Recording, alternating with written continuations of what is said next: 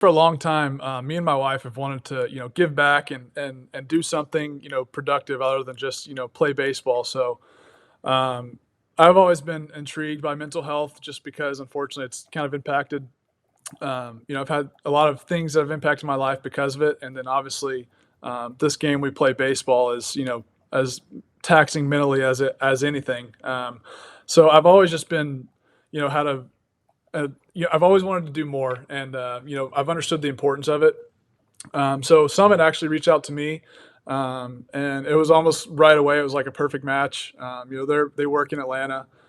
It's exactly what I was looking forward to. They work with schools, which I think is really important to kind of work with kids at a younger age and understand that it's okay to talk about your feelings and get that off your chest, so you can continue to grow and develop as a person. So so far it's been a lot of fun working with Summit. They've been fantastic.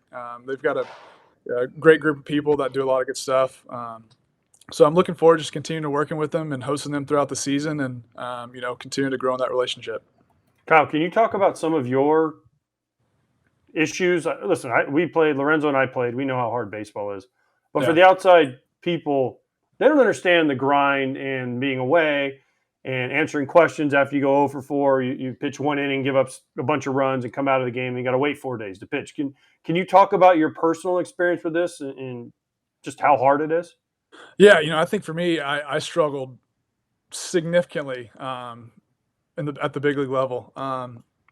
First getting called up in 2018 as a September call up, and just kind of getting my taste of, had some success and had some bad outings. And then in 2019, get some chances to start. None of them went very well.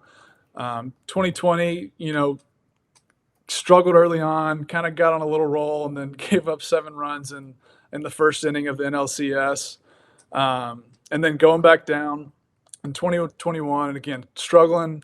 Had 2 starts in the big league level, both bad. And then, I think it just started to beat myself up all the time, which, I mean, I guess rightfully so because I wanted to do well. And, that's, again, kind of what we talked about earlier, first round pick and, signed for this much, supposed to be this guy already. And, to struggle that much and was frustrating. And it was really tough to kind of, fight that battle and not look too far into um, the struggles and try to figure out what I can do better. So for me, I think once I finally, you know, really reset, that's what I did. I hit the reset button in all phases of the game, mentally, physically, on the field, off the field. And I think that's kind of what really allowed me to grow as a person, as a player. And I think it's, it helped me have a good season last year. And, hopefully we get this shoulder right and have a good rest of the season this year. Yeah, Kyle, as a guy who, we all, like you said, we all go through our struggles. We all deal with Mhm. stuff on and off the field. Failing in this game is tough, and if you allow, it will beat you down, man. And me myself personally, I didn't sleep well a lot of nights. When I Yeah. would strike out or whatever the case may be. Just had a bad slump or whatever the case may be. And you just gotta always figure out ways or find ways to get out of it and keep pushing forward. But for me, I had special people in my life that I can talk to Mhm. that just kind of motivated me and kept me going. Um, do you have people or did you have this one certain thing that would help you overcome certain situations? Yeah, I think to your point, fortunately, I have a lot of good people in my life. Obviously, wife, my parents, brothers, friends. But one of the guys that I turned to pretty heavily was Zach Sorensen, and he's our mental performance coach with the Braves. And we really just kind of we talked about so many things. Obviously, pretty heavily on baseball and routines and all that.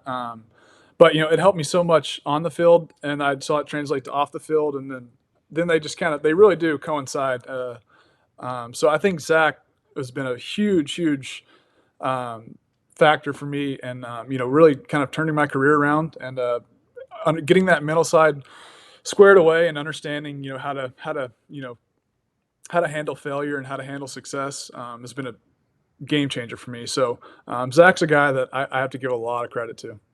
Mhm. Did things change for you? I know you've been up and down, and I know the story more because I was a Braves fan growing up, and I know the whole story. You won 20 games last year, but did you going up and down? You said in 21 you struggled. Then you get called up, and guess what? You pitch in the World Series, and you do great. Do you think that was the turning point? Not only the talks and everything, but then you get up to the big leagues, and on the biggest stage in the world, you go out and you're just like shove, shove, shove, shove. Do you think that was the main point where you said, "Man, all this work has finally become reality"? Yeah, there was a couple different factors, I think. One, I think I finally just quit playing that game myself like, "Oh, I don't deserve this." I finally stopped feeling sorry for myself, and understanding, this is the reality. This is what it is. I should be here in AAA because I'm not pitching well. I shouldn't be in the big leagues or because I'm not playing well. So that was one big thing. And again, I give that a lot of credit to Zach, and we worked through that. So I think understanding that, and I actually went to work from there. We really hit the reset button. I started working with Ben Brewster, Tread Athletics, on the mechanical side and pitch wise. And so I think kind of pair those two together, and I really truly got back to myself mentally, physically, and then I just started to buy into that, and end up having a really good rest of the year in AAA, and I got my chance in the World Series, and at that one I hadn't pitched in the big league since my last start, which was, I don't know, maybe April or so. It was early in the year, and it was bad. So you never really know until you get back in there and do it in a game. And then for it to translate as well as it did in the World Series was that's when I kind of knew. I was like, okay, I can do this. I believe in myself. My stuff's good enough. I really felt squared away from there. Did you change your pitches though, right? You went from in college you were a four-seam slider guy, and then you went to a two, because you changed your pitches when you kind of came up as one guy, then you went down and became a different guy, and then when you came back for that World Series, you were back to the old you, correct? Yeah, essentially. So like out of college and really my first year of pro ball, I was mostly four seam curveball, or I should say four seam and two seam. I always had a pretty good mix of both with the curveball. Then kind of over time throughout my minor league career, and really when I first got called up, is when analytics started to really take over, and that was when things turned into the four seams up, hard sliders down, and it's just not what I did really well.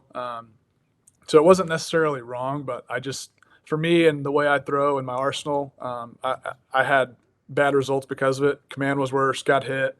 So then when I went back down, I 100% bought back into throwing the sinker, throwing the curveball, and then mixing in the changeup and cutter off that, and that was the turning point. Just throwing that curveball as much as possible, and I'm not trying to be so fine with my sinker. I think if you're throwing a sinker, you kind of want to encourage contact to an extent.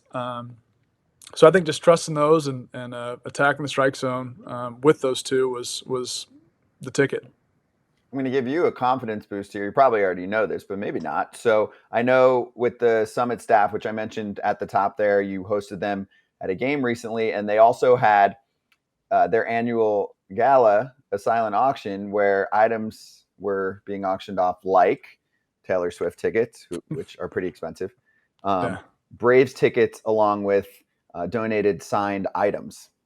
I'll ask AJ this too. Which do you think went for more, AJ? And I know you've seen some T Swift ticket prices. Well, I ain't buying the Taylor Swift tickets. I don't care about her, so I'm taking this. I know you're Braves not tickets. buying them and you don't care. Right. Well, guess what? That's what happened.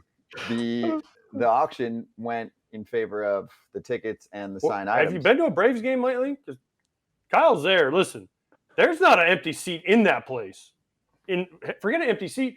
You can't even walk around the Battery without. I mean, you're the whole time you're trying to walk from anywhere. Yeah, those tickets are hard to come by. So yeah, and then you're throwing in 20-game winner signing stuff.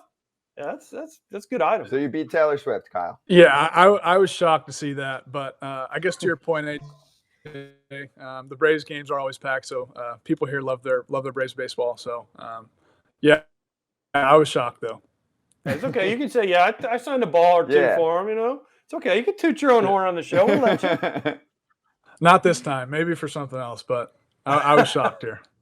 All right, so let's circle back to what's next for you personally, what you want to do in terms of the mental side of the game. Like, are there still components that you want to add to your routine or that you'd like to explore that you're learning, and how you can give back in that category as well, in addition to doing this, which obviously is great, and then we can blast this out to people. But I know you're working like, kind of feet on the ground in this department too. Yeah, a little bit of both. I think for and my experience with baseball, I think always I'll keep working on it, keep changing things, just because every game of baseball is different. One game is completely different than the next. So I think that's the fact that it's always evolving. I think you kind of have to always evolve with it. That's something, like I said, me and Zach work on a lot, and we talk through those things, talk through the games. What do we do well? What can we do better? And how are we going to do it? So that's kind of, for me, that's always going to evolve. And, right now I really enjoy working with Summit. I think they do a lot of great stuff. So I see us working together for a while. And, hopefully we can do some even cooler things as we continue to grow, and, hopefully bring some more awareness to this. But, I don't have any specific plans in that regard, but, like I said, Summit's doing great work, and I'm looking to see how far we can take this thing.